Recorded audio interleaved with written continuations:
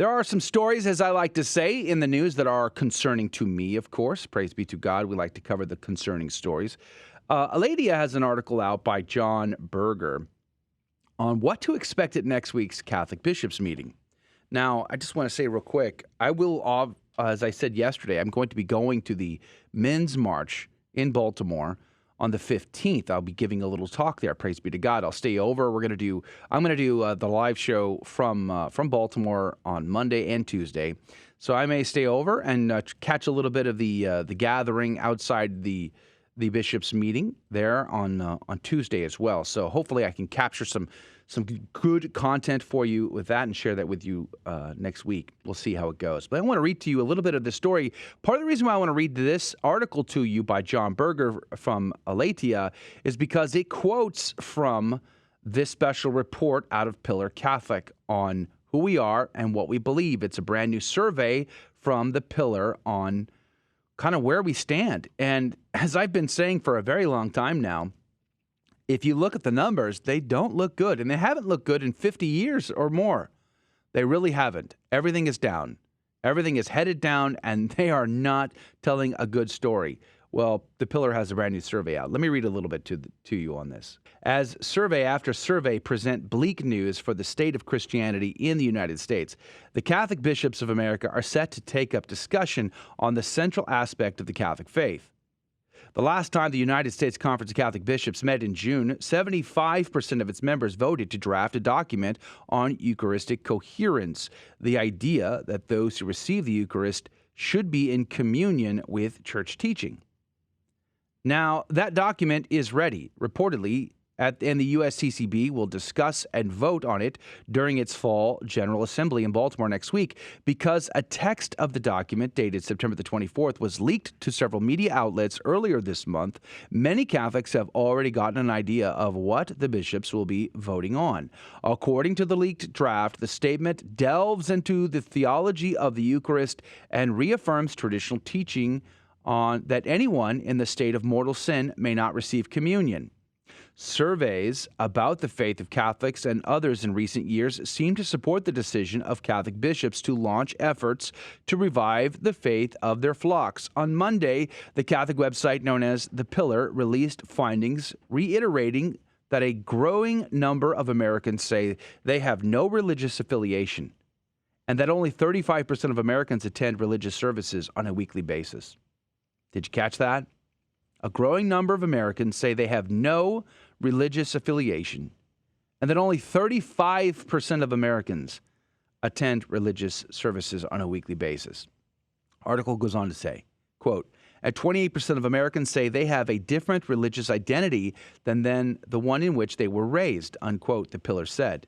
Recently, a survey by the Springtide Institute found that just 16% of young people, ages 13 to 25, identify as Catholic. 22% consider themselves just Christian, while 16% identify as Protestant. The categories atheist, agnostic, and nothing in particular received 8% each. The survey that really got the bishop's attention reportedly was a 2019 Pew study showing a drastic drop in Catholics' belief in transubstantiation, a central doctrine concerning the Holy Eucharist. Now, they're talking about a Eucharistic revival, but I want to skip down a little bit here to traditional Catholic teaching section. It goes on to say, as for the statement on Eucharistic coherence, part of it seems to address a concern that many Catholics have expressed, the proper response to political leaders who, on the one hand, don't mind being lauded for their Catholic positions on some issues, such as care for the poor, but boldly take an opposing stand on other issues, notably abortion. But the statement does not specify any particular persons, such as President Joe Biden, America's second Catholic president, or House of Rep. Speaker Nancy Pelosi, both of whom consistently fight to keep abortion legal and resist legislative efforts such as keeping tax revenues from going to pay for abortions.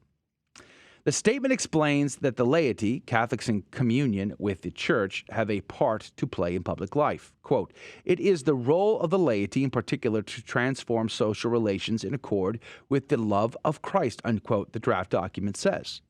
It goes on to quote the so-called Apricida document from the Fifth General Conference of the Bishops of Latin America and the Caribbean. Quote, "Lay people, conscious of their call to holiness by virtue of their baptismal vocation, have to act as leaven in the dough to build up a temporal city in keeping with God's project.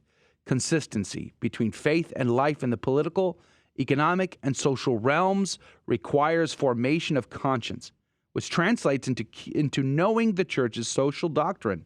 Lay people who exercise some form of public authority have a special responsibility to embody Church teaching in the service of the common good," unquote.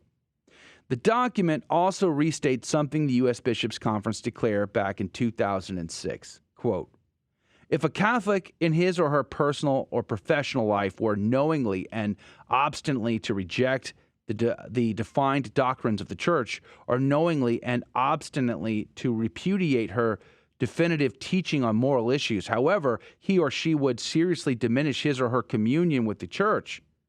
Reception of Holy Communion in such a situation would not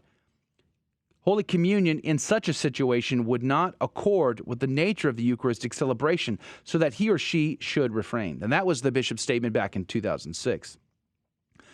The article goes on to say, quote, "A person who receives Holy Communion while in a state of mortal sin not only does not receive the grace of the sacrament, he or she commits the sin of sacrilege by failing to show the reverence due to the sacred body and blood of Christ," unquote, the current statement says.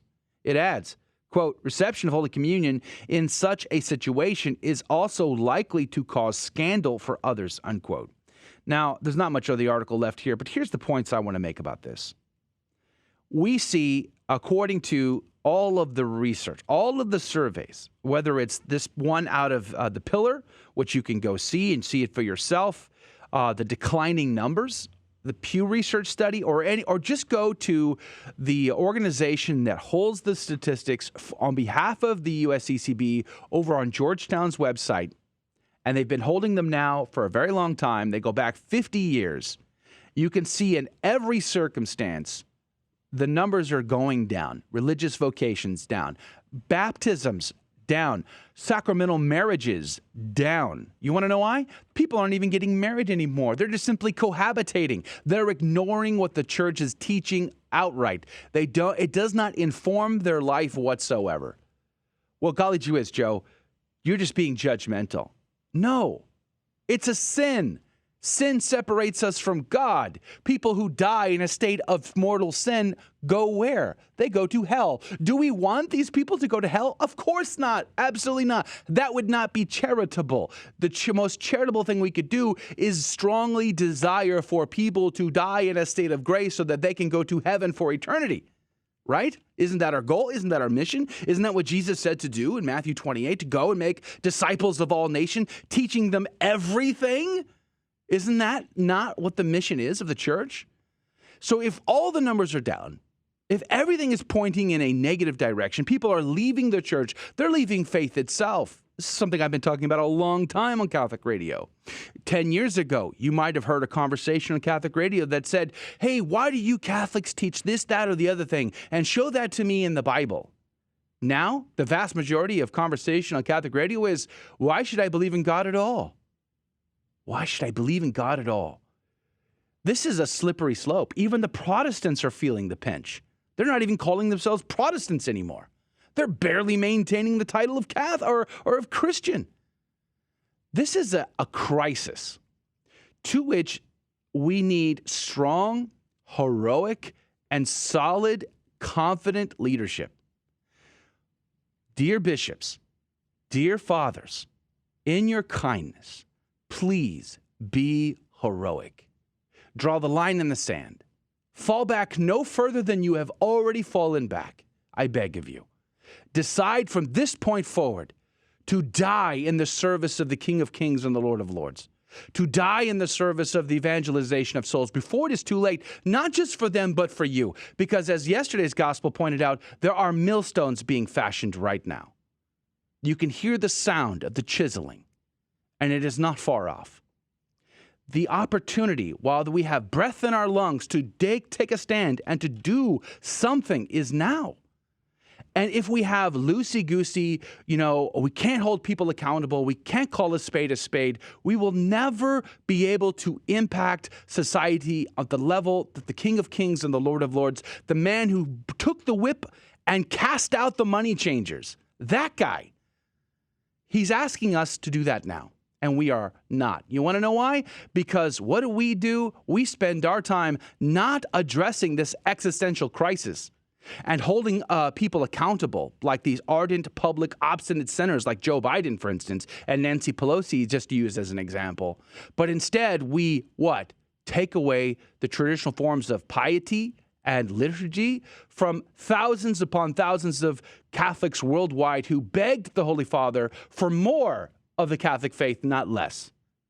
So the segment of people who are leaving the church are not only still leaving the church, but the segment of the church that wants more and not less gets less as a result. Confusing and difficult days, to say the least. Confusing and difficult days. The church teaches what she teaches for a reason. It's not to be judgmental and harsh and to be, bigoted or whatever else you want to put a label on it. It is because truth is a person. It is Jesus Christ. He is the way, the truth, and the life. And no one sees the Father but through him. And we must obey his wishes to go and to make disciples of all nations. And unless we make the decision that we are done playing the game according to the rules of the world, the flesh, and the devil, and decide to play the game according to that wish of our Lord and Savior Jesus Christ, to proclaim boldly truth itself, we will never be able to stem the tide of secularism, atheism, agnosticism, and all the other ills of society. You're not going to vote the next administration into office and fix all our problems. What the world needs is the original evangelization mandate. That's what we need.